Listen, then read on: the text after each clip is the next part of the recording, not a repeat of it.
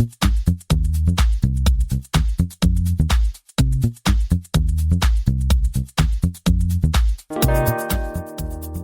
everyone, welcome to the 329th episode of the Internet of Things podcast. This is your host, Stacey Higginbotham, and your co-host, Kevin Toffel. And we have a great show for you today. We're going to be talking about, the FCC, radar, 60 gigahertz, all in the same stories. We're also going to be talking about Ring, bolstering security for everyone. Plus, we're going to be talking about Biden's executive order, specifically the right to repair stuff, but there's a lot in there, y'all. And we found out how to use the Madam A Echo devices offline with local controls, so we're going to share how that works. Plus, Google Home adds some new features. We've got a new security vulnerability in a programmable logic controller, which is a big bad deal. And Wise, once again, has a new product for you. 2 products, actually. And Motorola has acquired a access control company. Plus, we're going to hear from our guest, Chris Grove of Nozomi. He's discussing industrial IoT security research and best practices. And we're going to hear from our sponsor, Silicon Labs, about their Works With program. So, before we get this show started, let's hear from our sponsor. This week's sponsor is Trek 10. Trek 10 is an AWS premier consulting partner with competencies in the IoT, DevOps, and managed services. They are focused 100% on Amazon Web Services, and they have years of integrating IoT devices with the AWS cloud. So from new smart products to legacy industrial systems, they are ready to work for you. Trek 10 supports clients in the analysis, design, build, and long-term support of IoT ecosystems. If you would like to learn more, you should visit trek10.com/IoT podcast. That's TREK10.com/IoT podcast. Okay, Kevin, let's talk about radar in 60 gigahertz. We've talked about radar before. We've talked about ultra-wideband before. These are sort of related. And I learned a lot just talking to you yesterday. I had some misconceptions about UWB and 60 gigahertz and radar. Yes. Yeah.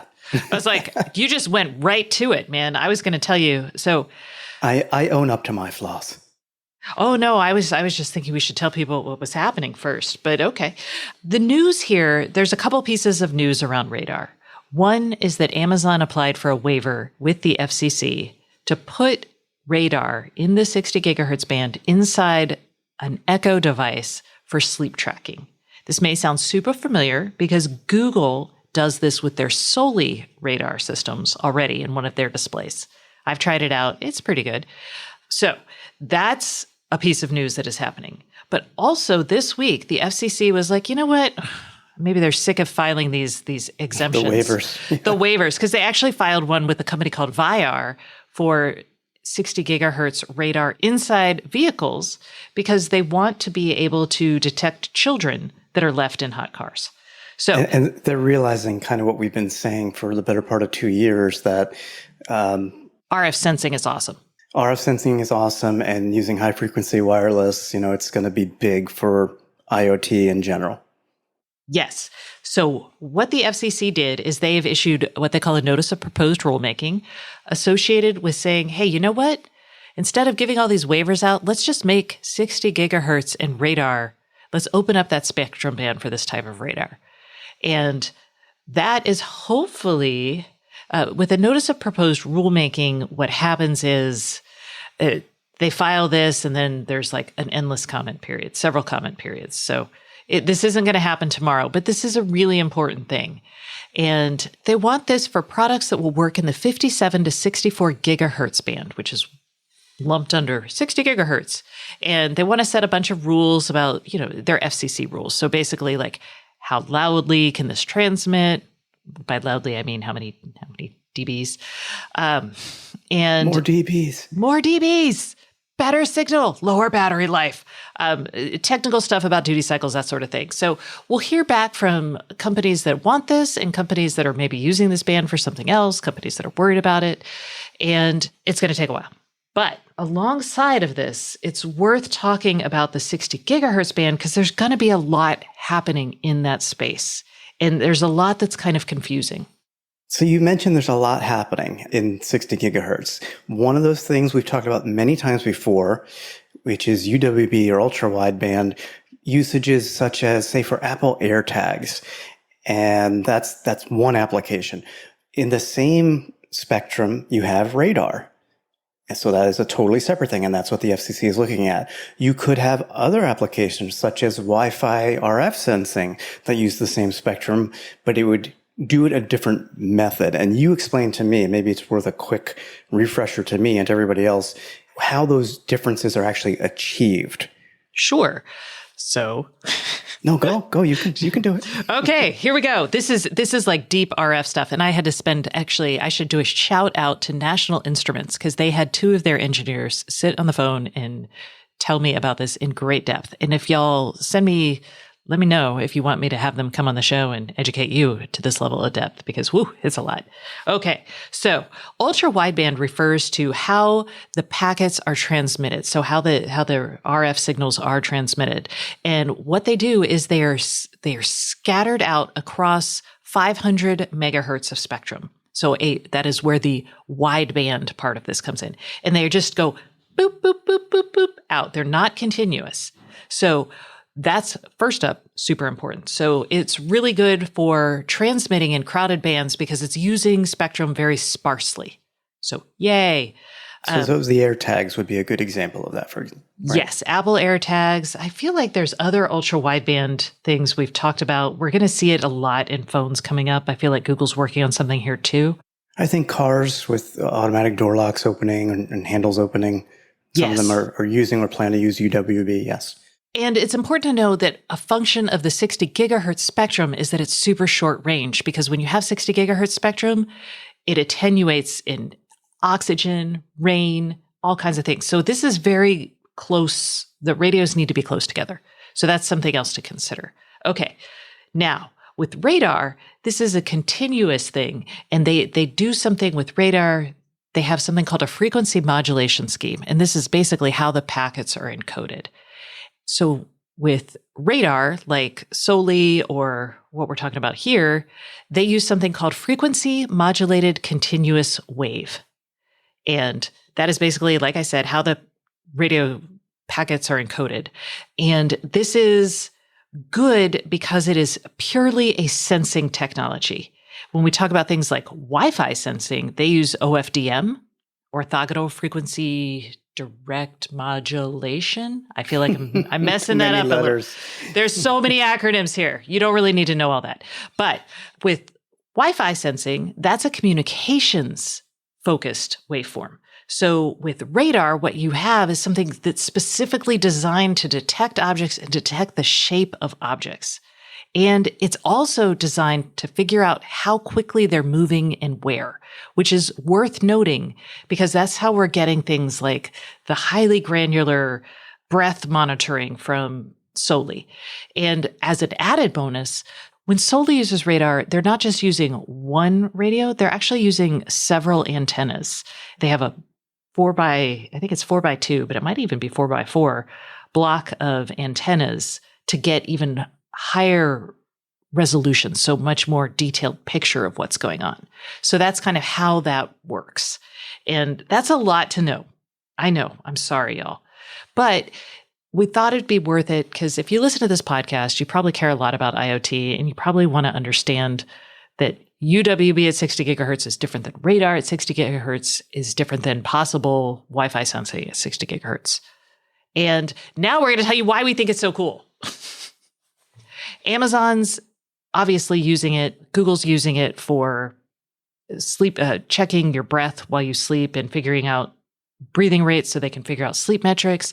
But you also see, like I mentioned with FIR, they're putting it in cars to detect kids left in a car seat. You can use it to detect where people are for accident use. You can actually, FIR sells a product that checks for fall detection. There's a lot. And, with fall detection, think about things like that's that velocity plus, knowing where something is in space. Plus a splat. There's no microphones, Kevin. They can't hear the That's splat. true. That's true. But you know what all this reminds me of? It is different, but it reminds me in terms of the applications, it reminds me of LiDAR, which would have more range, but does a very similar type of thing. You're right. And I should say, I was talking to actually Very is one of the sponsors on the show, but I was talking to their hardware engineer a couple weeks ago, and he said that LiDAR is coming down so much in price that he's starting to see customers look at LiDAR for some of these same use cases, which is just worth noting.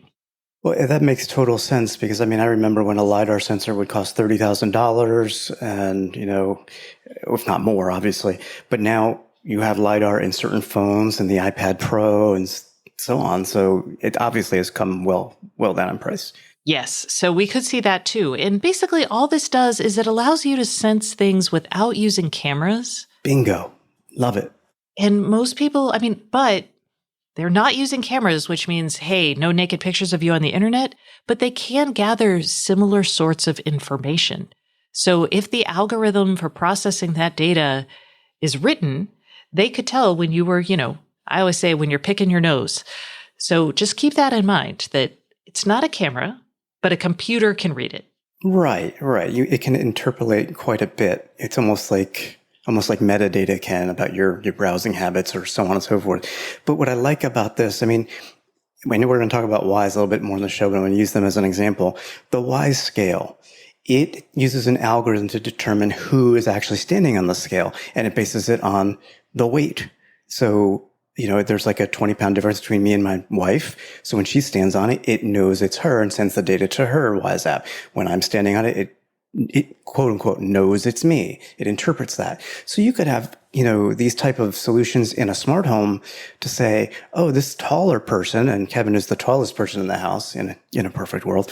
I was like, is that true? No, that's not true at all. But we can dream, can't we? Sure, Kevin. Kevin is in this room and his wife is in that room and his daughter is in the other room. So now you can start extrapolating presence detection and so on. There's so much that can be done here. It's true. I would call it not taller person. I would be like this shaped blob.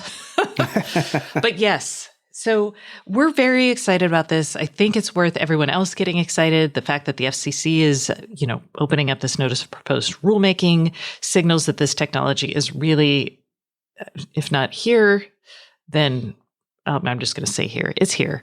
Okay. Let's talk about encryption. I know that was a lot about RF sensing because I'm so excited about it. But now, Ring. Kevin, you want to talk about Ring's availability for everyone of video end-to-end encryption? Well, not for everyone, but everyone who's a Ring customer.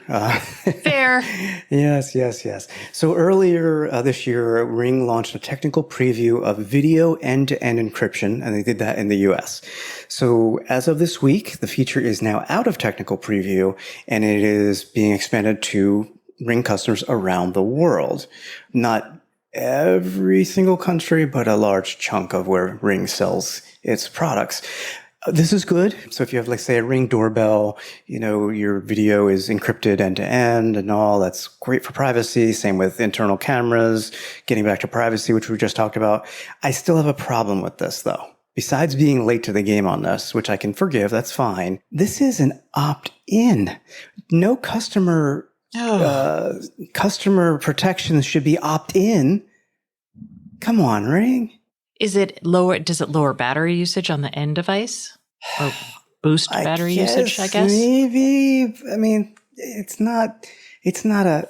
Yeah, I'm with you. I'm just trying to think of reasons why it may make sense. Well, then it was a poor design of the product to not even think about this, honestly. If you can't have enough compute power in there at a low power usage rate to have encryption on something like a camera and you didn't plan for that, I'm sorry. It's just not forgivable to me. Okay. So if you had Ring doorbells, would you recommend people bust in there and opt in?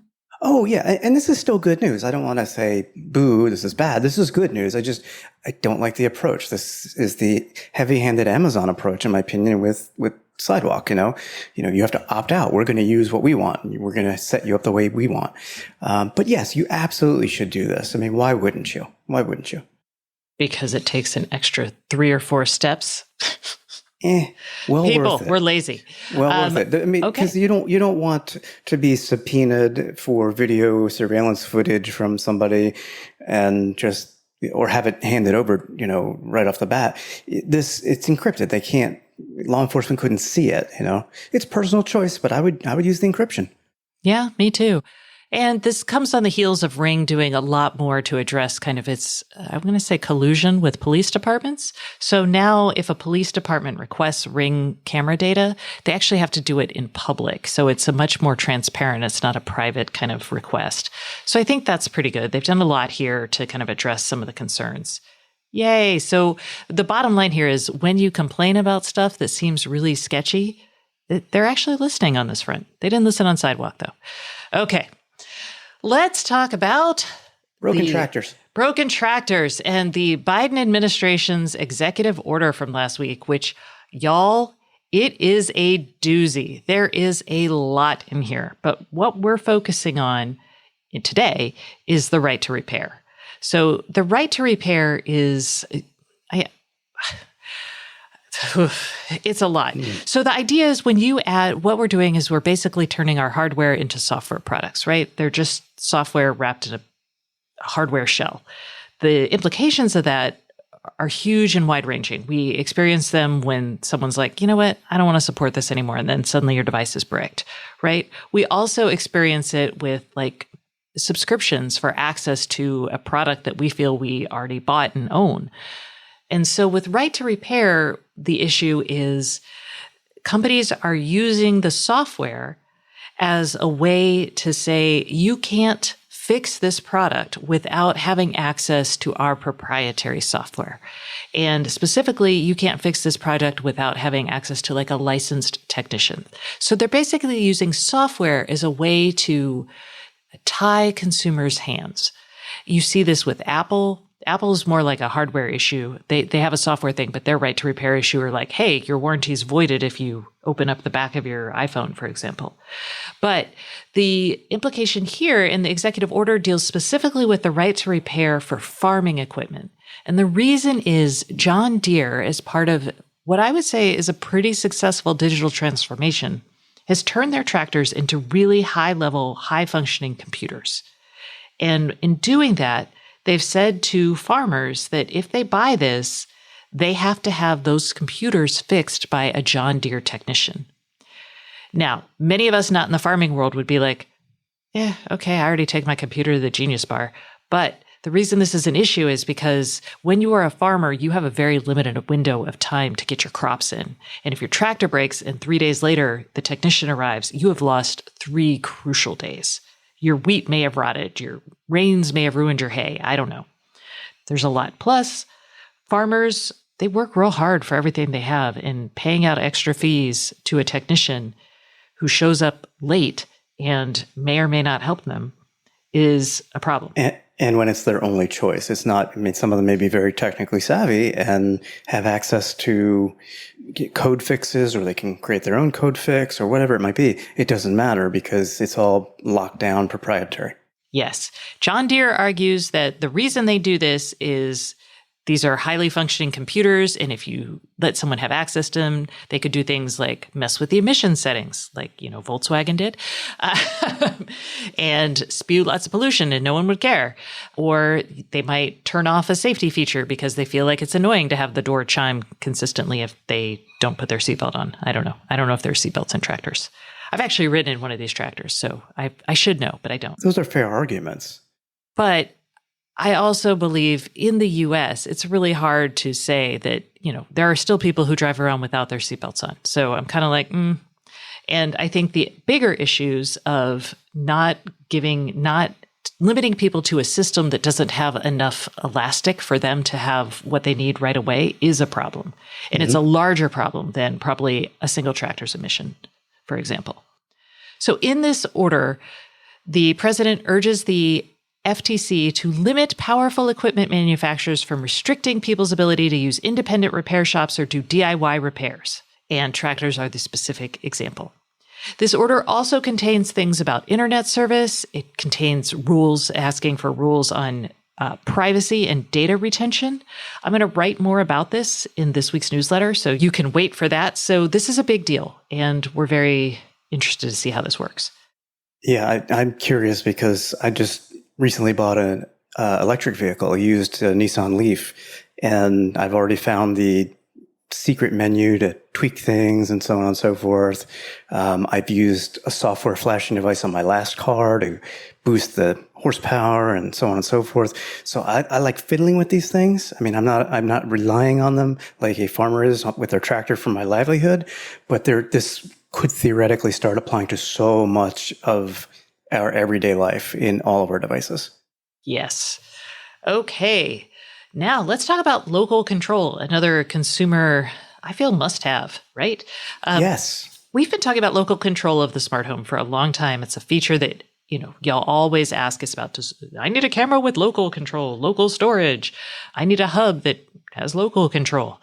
Well, you can actually use your Echo devices locally. And I had no idea until I saw a post actually on How to Geek. So I'm a bad smart home person. I'm right there with you. I did not know about this. And we've been dogging on Amazon this whole time. Like, get local control. Well, in our defense, I don't remember ever seeing any mention of this by Amazon publicly, in a big press release, blog post, or anything. They've been, in fact, quite the opposite, talking about local control. Oh, yeah. And it's a process. So we're going to tell you, we're going to link to the instructions in the show note because this is great. But broadly speaking, you can tie your devices to the Amazon Echo. And once that's done, you can do things like control volume. You can check time. You can cancel your alarms or timers, but you won't be able to set new ones. Anything that uses the internet, obviously, you can't use if the internet is down. So to do this, you open the Madam A app on your phone, you tap on devices, and then tap all devices. From that device list, you're going to select your Echo. You're going to scroll down, and in the device settings feature, there's an option for local voice control, which, holy cow, I've never seen that. And I'm in that menu often. So anyway, you scroll down to there, you tap on it to enable it. And when you do that, you enable it and toggle it. And you then can use your Echo to control your smart home devices when your Echo isn't on Wi-Fi. Yeah, I don't know if it's going to work with every device. Right. But, it should certainly work with Bluetooth devices. But still, just the fact that this exists and can work with certain things is awesome. Yeah, so give it a whirl. Kevin, we have new updates from our Google Home. We do. 2 quick little bits for Nest Hello users, which is what I used to use. It's a great wireless doorbell, in my opinion, and camera. Google Home 2.4 adds a few little features that let you turn your camera on and off in an overlay, and you can set quiet time. Quiet time is kind of cool because it's basically a do not disturb for your video doorbell, and it will actually turn the indoor chime off as well. People outside ringing the doorbell will still hear a ring, but that's kind of nice to have if you just don't want to be bothered.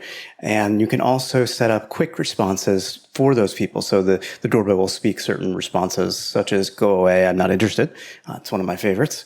I don't know if that's a real one, but that's what I would set up. So that should be rolled out by now. So if you use your Google Nest Hello doorbell, you might want to check. Nice. Okay, and I am not excited about this per se, but it's worth noting that there is a new vulnerability. This is in Schneider Electric programmable logic controllers. This lets someone remotely take over your PLCs in your factory. Ruh-roh, and it's not detectable. A PLC, just so y'all know, is a computer that is dedicated. It sits on a machine. It is dedicated to controlling that machine. It's part of what we call the OT network, the operational technology network. So this is not awesome. And the vulnerability is called Modipone. It's similar to an earlier vulnerability that targeted Schneider Electric. I mean, the problem is that a lot of what Schneider Electric has in place does have encryption and does have security, but the underlying logic controllers, the level below, does not. So they're dealing with legacy hardware. And that's really what's being hacked here, I think. Yeah. And, Schneider Electric will point out that, look, PLCs are not on the internet. So someone's either going to have to get into the OT network somehow, either by physically going in and plugging in a USB, or you might get in because, and we had someone on this show just a few weeks ago talking about air gapping being a myth. And our guest this week is from Nozumi Networks, and he talks about air gapping being a myth. So Schneider's talking points here, which is basically like, hey, a PLC is not directly connected to the internet. That's true, but it's not hard to go from an internet connected device to a network where the PLC would be. Right. Anyway, okay, so enough about that. We'll talk more about it in a few minutes with our guests, not that particular vulnerability, but just general industrial IoT vulnerabilities. It's the part of the show where we dedicate it to the latest Wise device. Kevin? I didn't realize we had a segment. Wise Watch. Segment on Wise. Oh, wait, no, that's a product. Yeah, that's a product. So this week, if you're interested, Wise this week announced 2 new light strip products, the Wise Light Strip and the Wise Light Strip Pro. They are exactly what they sound like. They are light strips, LED accent lighting. They come in 2 different lengths for each product. The main difference here is the light strip, the basic light strip, it's all going to be one color on your light strip, even though these are multicolor LEDs. The Light Strip Pro has 16 segments, so you can have 16 different colors along the entire string. They're not quite individually addressable, but they're... No, that would be too much to ask, I suppose. But you know what? For people who just want some ambient backlighting for their TV or under counter lighting and so on, I could see it. So these start at, they're kind of on sale, launch sale. So the Wise Light Strip in the 16-foot variety is $26, which is $2 off. If you want a double length, it's $36, which is $3 off. If you want to step it up with the Pro, you're going to pay a little more because it has Pro in the name. That's $30.99 for the shorter length and $45 for the longer length. You know what? Not a lot of features here, but they do have a microphone built in so you can sync music to your light strip. Yay. And you seem less than impressed. I'm okay. I mean, like, I don't have a lot of uses for light strips. I know they make things look cool. Like for a time I did want one under my couch. I'm not going to lie. I'm not going to ask. Oh, because then your couch has this like cool glowing ambient light. It's awesome. If you say so. But Philips Hues were like $80. The LifeX ones were $90. Nanoleaf Essentials, $49. Yeah, so for a light strip. Yeah, so now you know what you're getting into. So, yay! And people put them behind their TVs for ambient light. I've actually had in homes with crown molding, people put the light strips up on the crown molding as a design uplight? feature. Yeah, like an uplight. Thank you. I was like, what is that stuff called? Anyway, it's an uplight.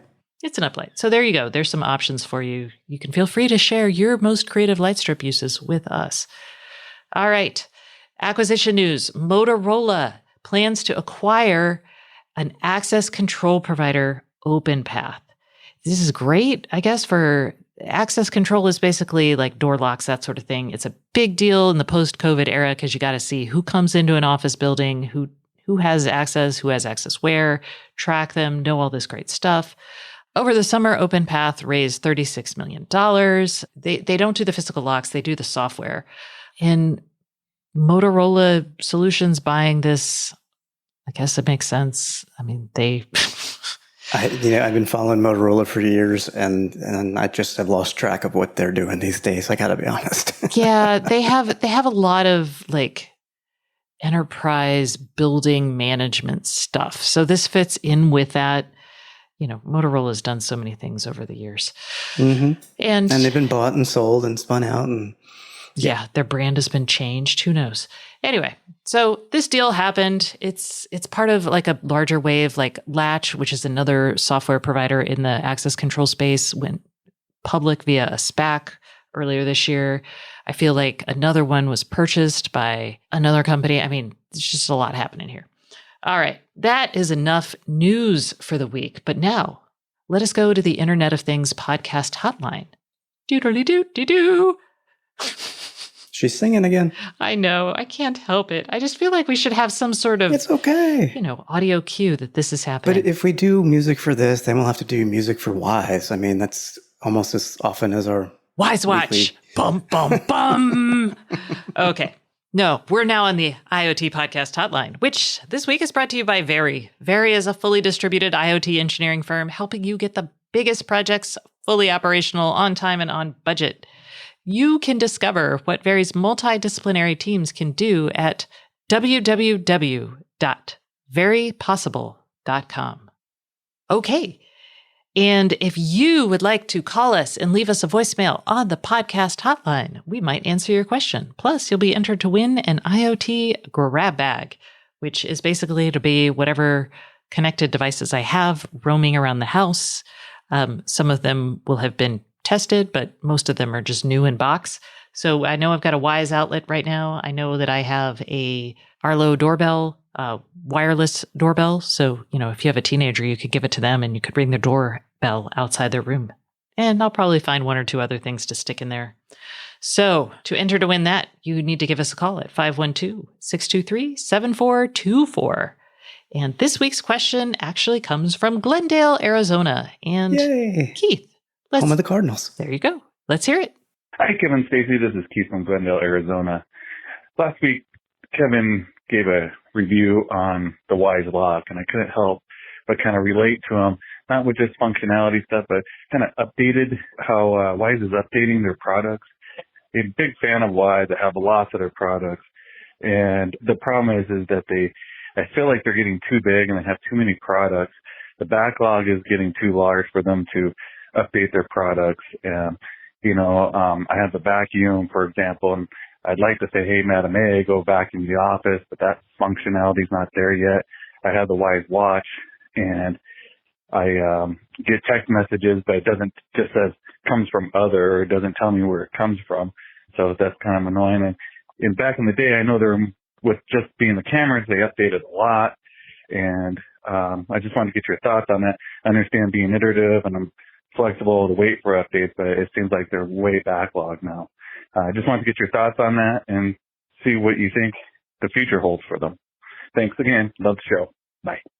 Okay, Keith. I feel like since Kevin has all the Wise gear, or most of the Wise gear, I'm going to let Kevin answer this question. So I'm going to say right off the bat, I think Keith's observation is spot on. This is strictly my opinion, just based on looking at what Wise has been doing. And they've been doing a lot over the last year. So many products, as we were joking about a little earlier in the show. But they don't seem to be delivering the promised features or the features that people really want in a timely fashion, as Keith has noted. The cameras, those do get updates quite often, and they're very useful updates. But the other devices, Keith mentions the vacuum, which I have not tried, the Wise watch, which I did try. So many other devices from Wise just don't get the attention that they really should to be viable products in the smart home and keep people happy. I think right now it's all about price. People are buying Wise for price, and there's nothing wrong with that. But you just have to understand what Keith has pointed out and what I have seen, because I agree with him. You're not buying these for what they may be able to do. You better be happy with what they can do at launch, because you just don't know when additional features are coming. Yeah, and I would say, what would I say? I don't know. What would you say? I don't know, Kevin. You don't have to say anything. Yeah, you're right. Okay, and there's Kevin's 2 cents. I only have some outlets which do exactly what I need them to do and are not fancy, and a scale, which I don't know. I think it got an update at some point in time, but I never step on it, so I never know until the time comes. Doesn't matter. I'm like, it doesn't matter. I could care less. It's not the information. The rest of my family can suffer with outdated software. Like they can deal with it. Okay. Well, Keith, thank you for sharing your observation and letting Kevin talk about this for a bit. And remember, if you would like to be part of the show, give us a call at 512-623-7424, and you'll be entered to win that particular grab pack. And that concludes this part of the show, but please stay tuned for our guest, Chris Grove, the chief evangelist at Nozomi Networks. He's going to be talking about industrial IoT security, ransomware, and all of the fun stuff that is hitting our news feeds every day. But before that, we'll hear from our sponsor. This week's sponsor is Silicon Labs.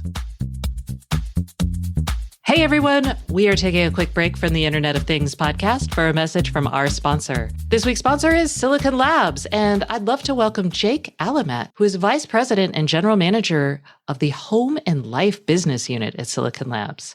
Today, Jake is going to talk to us about Works With, which is Silicon Labs' virtual conference coming up in mid-September. And for those who don't know Silicon Labs, can you tell us a little bit about the company? Silicon Labs is the leader of intelligent wireless connectivity, and we are 100% focused on IoT. Our products are at the center of every wireless protocol, IoT ecosystem, and standards body, helping to make the IoT a more intuitive, interoperable, and secure place. And this is going to be the second year Silicon Labs is hosting Works With. What is Works With, and why is this event so unique? Works With is the only event in the world that brings together all of the developers in IoT in one place where they can immerse themselves in unbiased expert discussions and experience hands-on training and workshops led by experts. We're uniquely positioned to host an event like Works With because we're one of the only companies in the world that drives all the key wireless connectivity protocols and standards to make IoT possible. We're once again this year bring together all the big names and ecosystems in the industry to provide the world's only forum where IoT decision makers and device developers can receive practical training and actionable insights to build and deploy and interconnect all the latest smart homes, smart cities, and industrial IoT technologies to get them to market faster. So I understand this event is going to have 4 distinct IoT tracks. Can you give us a preview of what to expect from the smart home track? We deliver solutions for all segments of IoT, and we want Works With to reflect not only the smart home ecosystems, but smart cities, industrial IoT, and more. That said, there's an incredible amount of activity happening in the smart home, and Works With is the best and only place to get a full understanding of where the smart home is, how to effectively develop for it, and where it's going. The topics are going to include items like Apple's HomeKit and its development over OpenThread, the new Matter standard, Amazon Sidewalk, security best practices, RF range extensions, and the list goes on and on. These technical sessions that we're providing, they're all designed by expert engineers with a goal of helping device makers accelerate product development and time to market. No other conference exists that delivers this deep level of technical training with wireless experts. So who should attend Works With and why?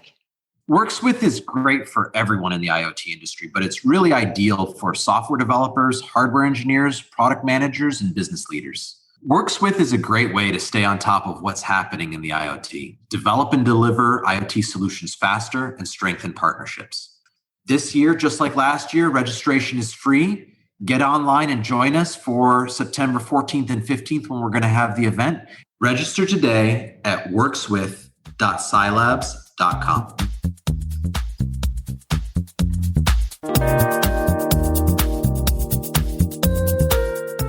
Hey everyone, welcome back to the Internet of Things podcast. This is your host, Stacey Higginbotham, and today's guest is Chris Grove, who is a technology evangelist at Nozomi Networks.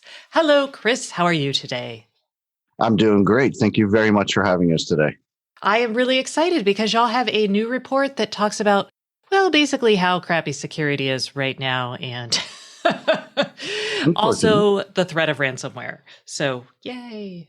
Let's talk about Nozomi Networks for a moment. Y'all are an OT security provider, operational technology security provider. I know that I've covered you in the past because y'all have deals with Cisco and other big IT companies. Mm-hmm. But why don't you share with us a little about why the company exists and what y'all do? Sure. So essentially what we do is protect critical infrastructure, and that can boil down to many different categories, but also manufacturing and what's called ICS, industrial control systems. That could include everything from transportation systems, water and wastewater production, oil and gas, the power grid, making cars, planes, trains, and automobiles. There's everything included in the industrial space. Yeah. And so I feel like the industrial space has a lot of really unique hacks. So I think about things, when I think about industrial and OT hacks, I really think about things like someone bringing malware onto a USB stick, popping that into, a programmable logic controller or some sort of machine in a factory. I think of things like viruses introduced that way. I don't think of things like ransomware, but a lot of your report that y'all just issued was about that. So explain to us how ransomware can move from an IT threat to an OT threat. Sure. So I think one way to look at it is if we look at the evolution of the threat. At one point, ransomware was fully automated and sort of behaved like a virus. And they would set it off, and wherever it landed, they might be able to squeeze $25 out of their victim because they were afraid of losing their documents. And then they were able to scale that up a little better and start hitting small companies that didn't really have much protection against most easily set off threats.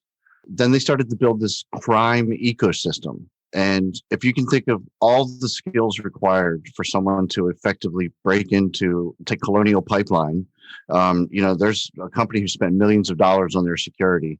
And if you're going to break into there and hold them hostage, there's a lot of skill sets required.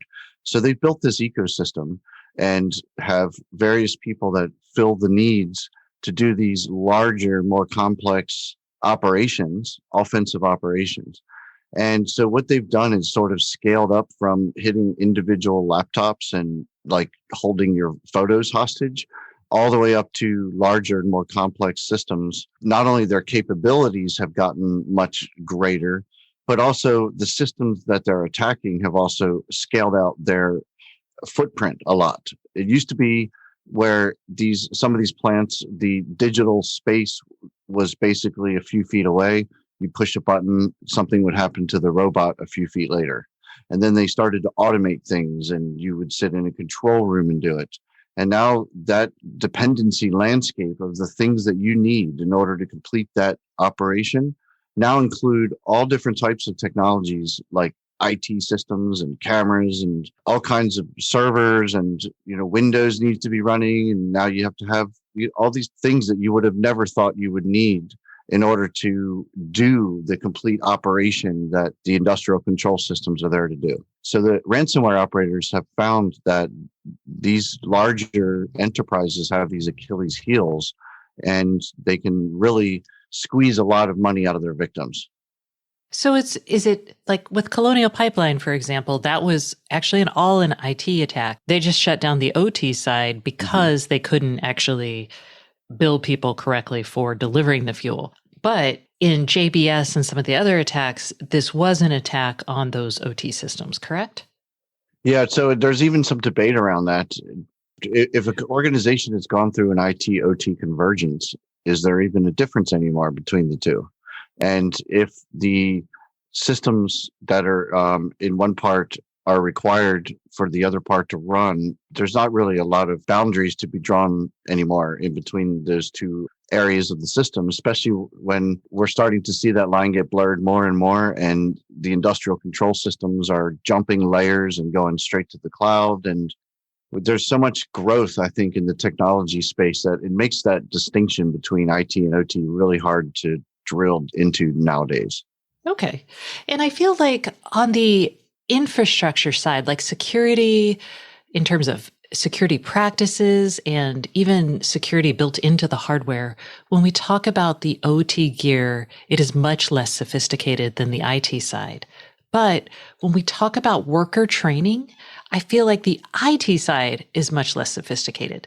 Like most people who work in a plant know not to pick up a USB stick in the parking lot and bring it in. Whereas people on the IT side are still clicking on phishing emails like there's no tomorrow. And I think that's a really interesting dichotomy. So I would love for you to talk about how you're thinking about, I guess, education on the IT side maybe, and how to really secure the OT side. I mean, air gap networks is what everyone talks about, but we all know that's not real.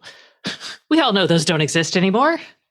Yeah, that myth is kind of yesterday's dead horse. I think I think everyone agrees that the air gap is pretty much gone. Yeah, so that's a really good question.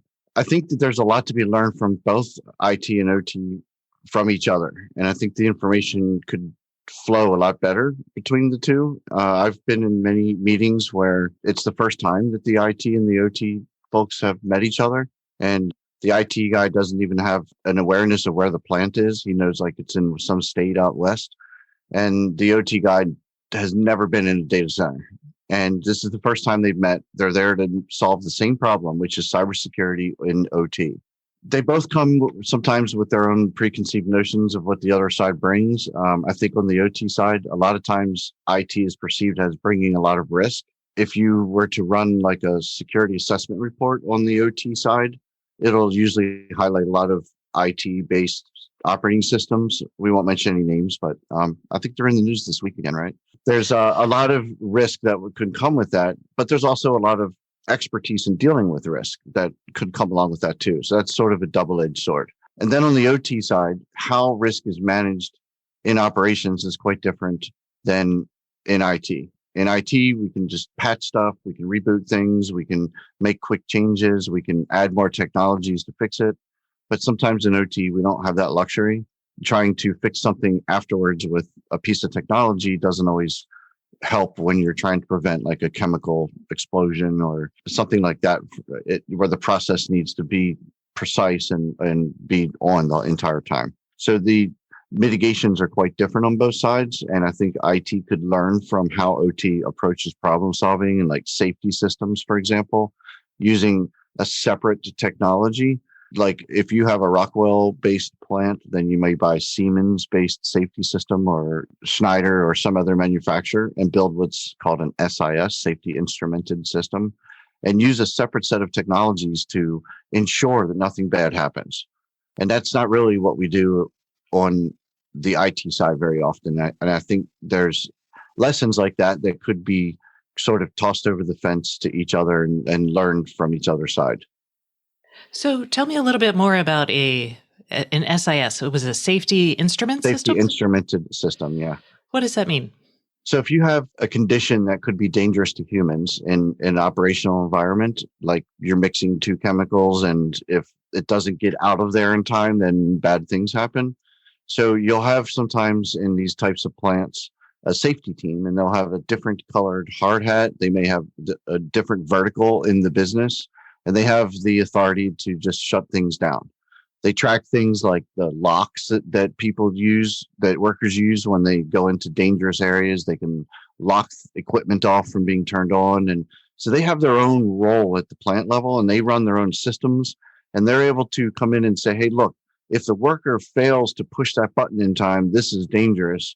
So we're going to use a different technology. We're going to assume your technology failed, and we're going to put something in that measures something else and then takes this action. And so they'll run a whole separate network and a whole different enterprise of systems just for safety. And that's called SIS. I think that would be really interesting. Like as we talk about things like smart cities or using algorithms to control traffic lights, having some sort of outside system for something that's that critical, because that's what we're doing. We're right now bringing IT into more critical infrastructure, which could be great, but it also does open up a lot of risk. And that's kind of what we're talking about. So I like that. Thank you. With this ransomware, one of the things in your report talks about, the losses associated with them or the ransoms that are being charged and that people are paying are jumping. So y'all had a stat at the end of last year to the first quarter of this year, it was up 43% from 154,000 to 220 something thousand. And that's a lot. And I've been following things like this insurance market, and the thinking seems to be that we'll eventually reach some sort of impasse, détente, maybe is the right way to think of it, with some of these organizations, these criminal organizations, where we'll come up with what is basically a reasonable payment, we'll pay it, and everything will be okay. And I'm just curious what you think about that, or where you think we'll be headed with ransomware payments going ahead.